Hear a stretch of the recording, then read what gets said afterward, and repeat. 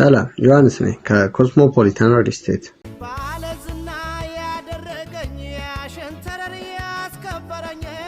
በሰሜን አሜሪካና በካናዳ የምትገኙ ዲያስፖራ ወገኖቻችን አሁን ላይ ከትራምፕ አስተዳደር ጋር ተያይዞ እየተነሱ ያሉ ውሳኔዎች ግራ አጋብቷቸዋል።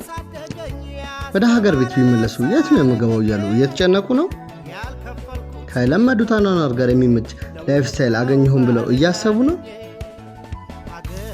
እንግዲያውስ በመሃል ቦሌ ላይ እየተገነባ ያለውና የግንባታ ሂደቱ ከ60% በላይ የደረሰው የኮስሞፖሊታን አፓርትመንት አዲስ አበባ ላይ ያውም በመሃል ቦሌ ከጌቱ ኮመርሻል ጀርባ ሌክዠሪ አፓርትመንት አዘጋጅቶ እየጠበቃችሁ ነው። ታዲያ ምን ይጠብቃሉ? የቀሩን ጥቂት ቤቶች ስለሆኑ በአስቸኳይ አዲስ አበባ ላይ ቦታውን ያስጠብቁ።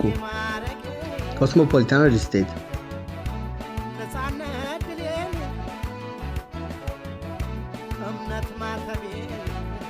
ለበለጠ መረጃ ባዮ ላይ ባለው ስልክ ቁጥር ይደውሉልን።